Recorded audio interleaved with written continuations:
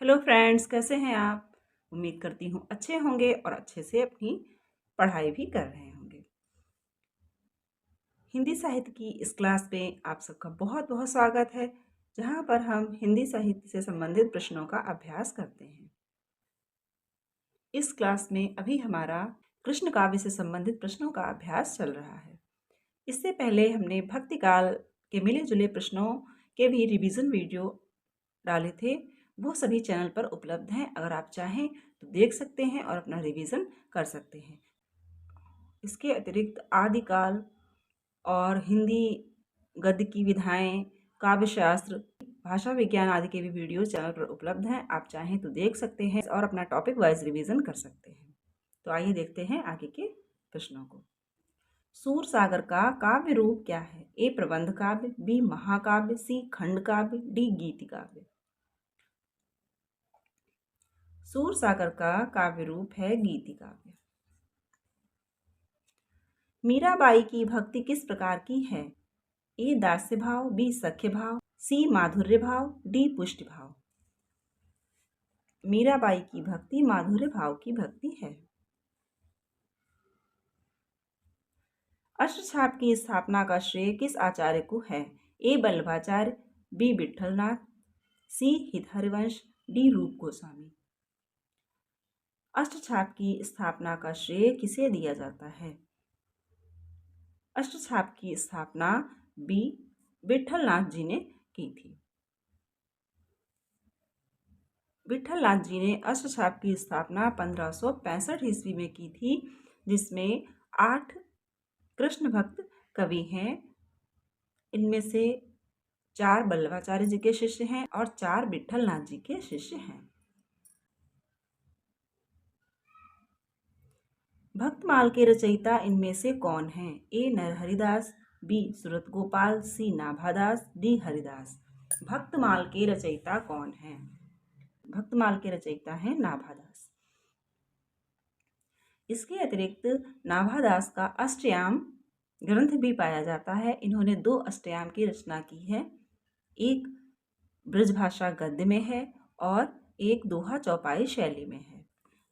और भक्तमाल ये जो ग्रंथ है इनका, इसमें भक्त कवियों के जीवन चरित्र वर्णित किए गए हैं। लगभग 200 कवियों का जीवन चरित्र इसमें इन्होंने वर्णित किया है और इसमें लगभग 319 छप्पय हैं। इसकी रचना छप्पय में की गई है।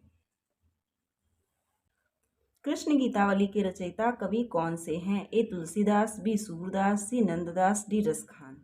कृष्ण गीतावली के रचयिता कवि कौन हैं? ए तुलसीदास। इनमें से अष्टछाप का कवि कौन है? ए ध्रुवदास, बी नाभादास, सी परमानंद दास, डी सूरदास मनमोहन। तो परमानंद दास जी अष्टछाप के कवि हैं, बाकी अष्टछाप के कवि नहीं हैं। और अष्टछाप में 8 कवियों में कौन कौन से कवि आते हैं? 4 वल्लभाचार्य जी के शिष्य हैं, जिसमें सूरदास, कुंभनदास, कृष्णदास और परमानंद दास। 4 शिष्य विट्ठलनाथ जी के आते हैं, जिनमें नंददास, चतुर्भुजदास, छीत स्वामी और गोविंद स्वामी। अष्टछाप की जब भी बात हो, इनको आप माइंड में रखिए कि कौन से शिष्य वल्लभाचार्य जी के हैं और कौन से विट्ठलनाथ जी के, ताकि आपको कन्फ्यूजन ना रहे। एग्जाम में अक्सर इससे क्वेश्चन आता है कि अष्टछाप का कौन सा कवि वल्लभाचार्य जी का शिष्य था या विट्ठलनाथ जी का शिष्य था। मध्यकाल के किस मुसलमान कवि ने कृष्ण भक्ति साहित्य की रचना की? जैसा कि टिक किया हुआ है, रसखान बड़े कृष्ण भक्त थे और इन्होंने कृष्ण भक्ति साहित्य की रचना की। नंददास की किस कृति पर मुग्ध होकर उन्हें जड़िया उपाधि दी गई? ए रास पंचाध्यायी, बी अनेकार्थ मंजरी, सी भंवरगी, डी पदावली। नंददास की किस कृति पर उन्हें जड़िया उपाधि दी गई थी? ए रास पंचाध्यायी। इनकी रास पंचाध्यायी सर्वश्रेष्ठ रचना है, इस पर इन्हें जड़िया की उपाधि दी गई थी। रास पंचाध्यायी में किस छंद का प्रयोग किया गया है? ए सवैया, बी पद, सी दोहा, डी रोला। रास पंचाध्यायी में रूला छंद का प्रयोग किया गया है। ध्रुवदास किस संप्रदाय के कवि हैं? ए वल्लभ संप्रदाय, बी निम्बार्क संप्रदाय, सी राधा वल्लभ संप्रदाय, डी चैतन्य संप्रदाय। ध्रुवदास किस संप्रदाय के कवि हैं? तो ध्रुवदास राधा वल्लभ संप्रदाय के कवि हैं। इन मुसलमान हरिजनन पै कोटिन हिंदू वारिये भारतेंदु जी ने यह पंक्ति किस कवि के लिए कही है? ए रहीम, बी रसखान, सी मुल्ला दाऊद, डी जायसी। ये पंक्ति किसके लिए कही गई है? बी रसखान के लिए भारतेंदु जी की कही हुई उक्ति है। रसखान के दीक्षा गुरु कौन थे? ए गोस्वामी विठलनाथ, बी बल्लभाचार्य, सी मध्वाचार्य, डी गोस्वामी हरिदास। रसखान के दीक्षा गुरु कौन थे? रसखान के दीक्षा गुरु थे गोस्वामी विठलनाथ। मीरा का अंतिम समय किस मंदिर में व्यतीत हुआ था? ए द्वारिकाधीश मंदिर मथुरा, बी श्रीनाथ जी मंदिर गोवर्धन, सी रणछोड़ मंदिर, डी बिहारी जी वृंदावन। मीरा का अंतिम समय किस मंदिर में बीता था? ये था रणछोड़ मंदिर। किस संप्रदाय में गद्दी सेवा का विधान है? ए वल्लभ संप्रदाय, बी सखी संप्रदाय, सी राधा वल्लभ संप्रदाय, बी गौड़ी संप्रदाय। गद्दी सेवा का विधान राधा वल्लभ संप्रदाय में है। राधा वल्लभ संप्रदाय में श्री कृष्ण के बाईं ओर एक वस्त्र निर्मित गद्दी होती है, जिस पर एक स्वर्ण पत्र होता है जिसमें श्री राधा अंकित होता है। राधा की मूर्ति नहीं होती, बल्कि एक गद्दी होती है जिस पर स्वर्ण पत्र पर श्री राधा अंकित करके रखा हुआ होता है। इसी को गद्दी सेवा कहते हैं। श्री भट्ट किस संप्रदाय से संबंधित हैं? ए निम्बार्क, बी वल्लभ, सी सखी, डी श्री। श्री भट्ट किस संप्रदाय से संबंधित हैं? ए निम्बार्क संप्रदाय से संबंधित हैं श्री भट्ट जी। संतन को कहा सीकरी सो काम, ये प्रसिद्ध पंक्ति किसकी है? ए सूरदास, बी कुंभन दास, सी परमानंद दास, डी नंददास। संतन को कहा सीकरी सो काम, आवत जात पन्हैया टूटत, बिसर गयो हरिनाम। ये प्रसिद्ध पंक्ति कुंभन दास जी की है। इनमें से कौन गोस्वामी विठलनाथ का शिष्य नहीं था? ए सूरदास, बी छीत स्वामी, सी गोविंद स्वामी, डी नंददास। ये तीनों शिष्य विठलनाथ जी के थे, जबकि सूरदास वल्लभाचार्य जी के शिष्य थे। तो यही उत्तर सही हो जाएगा।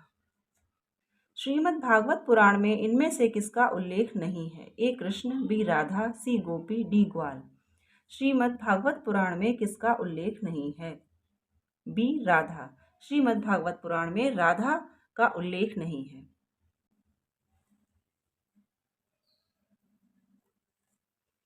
भ्रमर गीत में कौन सा रस प्रमुख है? ए शांत रस, बी संयोग रस, सी वियोग श्रृंगार, डी वात्सल्य। भ्रमर गीत में वियोग श्रृंगार प्रमुख है।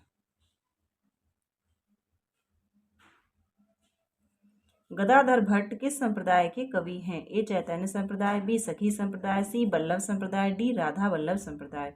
गदाधर भट्ट किस संप्रदाय के कवि हैं? गदाधर भट्ट चैतन्य संप्रदाय से संबंधित हैं। कृष्ण भक्ति के लिए परिवारी जनों की प्रताड़ना किसने सहन की? ए रसखान, बी नंददास, सी मीराबाई, डी सहजोबाई। सी मीराबाई। पुष्टि मार्ग के संस्थापक आचार्य कौन थे? ए रामानुजाचार्य, बी वल्लभाचार्य, सी विठलनाथ, डी स्वामी हरिदास। पुष्टि मार्ग के संस्थापक वल्लभाचार्य जी थे। सूरदास किस रस का कोना कोना झांक आए हैं? ए वात्सल्य, बी शांत, सी करुण, डी रौद्र। सूरदास वात्सल्य का कोना कोना झांक आए हैं। ये आचार्य शुक्ल की पंक्ति है। आचार्य शुक्ल ने ऐसा कहा है कि सूरदास वात्सल्य का कोना कोना झांक आए हैं। आगे आने वाले कवियों की वात्सल्य संबंधित उक्तियां सूर की जूठी सी जान पड़ती हैं।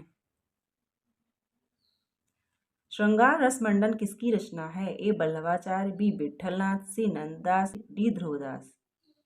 श्रृंगार रस मंडन विठलनाथ जी की रचना है। संख्या की दृष्टि से सर्वाधिक रचनाएं कृष्ण भक्त कवियों में किसकी हैं? ए नंददास, बी ध्रुवदास, सी सूरदास, डी मीराबाई। संख्या की दृष्टि से सर्वाधिक रचनाएं किस कृष्ण भक्त की हैं? बी ध्रुवदास।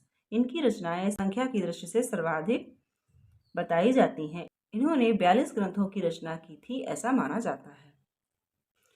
सूरदास ने कृष्ण के किस रूप का चित्रण किया है? ए लोक रक्षक, बी लोक रंजक, सी योगेश्वर, डी परम ब्रह्मा। सूरदास ने लोक रंजक स्वरूप का चित्रण किया है, जबकि महाभारत के कृष्ण का स्वरूप लोक रक्षक स्वरूप है। मेरे तो गिरधर गोपाल दूसरो न कोई, यह पंक्ति किसकी है? ए मीराबाई, बी सहजोबाई, सी रसखान, डी सूरदास। ये मीराबाई जी की पंक्ति है। सर्वाधिक तर्कशीला गोपियां किस कवि की हैं? ए सूरदास, बी नंददास, सी रत्नाकर, डी कविरत्न। सर्वाधिक तर्कशीला गोपियां नंददास जी की हैं, जबकि सर्वाधिक भावुक गोपियां सूरदास जी की हैं। सूरदास जी ने भ्रमर गीत की रचना की, नंददास जी ने भंवर गीत की रचना की। भंवर गीत और भ्रमर गीत में बहुत अधिक कन्फ्यूजन हो जाता है, तो आप ध्यान रखिएगा कि भ्रमर गीत सूरदास जी का है, जबकि भंवर गीत नंददास जी का है। उद्धव शतक रत्नाकर जी का है और भ्रमर दूत कविरत्न जी की रचना है। साहित्य लहरी की विषय वस्तु क्या है? ए नायिका भेद, बी छंद शास्त्र, सी पर्याय कोश, डी रस। साहित्य लहरी की विषय वस्तु क्या है? साहित्य लहरी नायिका भेद संबंधी रचना है। इसमें नायिका भेद से संबंधित दृष्टकूट पद। भगवत कृपा के लिए बल्लभाचार्य जी ने कौन सा शब्द दिया है? ए कृपा, बी करुणा, सी पुष्टि, डी दया। बल्लभाचार्य जी ने पुष्टि शब्द का प्रयोग किया है, जिसका अर्थ है भगवत कृपा या अनुग्रह। मीराबाई की भाषा किस कोटि में आती है? ए ब्रजभाषा, बी राजस्थानी, सी खड़ी बोली, डी राजस्थानी मिश्रित ब्रजभाषा। मीराबाई की भाषा राजस्थानी मिश्रित ब्रजभाषा है और कहीं कहीं पर उसमें गुजराती का प्रभाव भी पाया जाता है। गोसाई विठल नाथ ने किस रस ग्रंथ की रचना की? ए शांत रस, बी वीर रस, सी श्रृंगार रस, डी भक्ति रस। तो विठल नाथ जी ने श्रृंगार रस से संबंधित रचना की, जिसका नाम है श्रृंगार रस मंडन। नाभादास किस देवता के उपासक थे? तो जैसा कि टिक किया हुआ है राम। ब्रह्मा सूत्रों का अणुभाष्य किस आचार्य ने लिखा है? ए शंकराचार्य, बी मध्वाचार्य, सी बल्लभाचार्य, डी निम्बार्क। अणुभाष्य किस आचार्य ने लिखा है, अर्थात अणुभाष्य किसकी रचना है? अणुभाष्य बल्लभाचार्य जी की रचना है। और अणुभाष्य इसको ही ब्रह्म सूत्र भाष्य या उत्तर मीमांसा भाष्य भी कहा जाता है। ये आप ध्यान रखिएगा कि अणुभाष्य का ही दूसरा नाम उत्तर मीमांसा भाष्य या ब्रह्मा सूत्र भाष्य है। इसके अतिरिक्त तत्वदीप निबंध और श्रीमद्भागवत की सूक्ष्म टीका भी लिखी है, जो सूक्ष्म टीका प्राप्त नहीं होती है। गोसाई विठल नाथ जी का जन्म कब हुआ था? ए 1500 ईस्वी, बी 1515 ईस्वी, सी 1600 ईस्वी, डी 1615 ईस्वी। गोसाई विठल नाथ जी का जन्म कब हुआ था? तो गोसाई विठल नाथ जी का जन्म 1515 ईस्वी में हुआ था। फ्रेंड्स, आज यहीं तक। इससे आगे के प्रश्नों को देखेंगे अगले वीडियो में।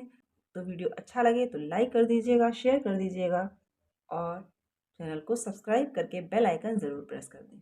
मिलते हैं अगले वीडियो में, तब तक के लिए स्वस्थ रहिए और मन लगाकर पढ़ते रहिए।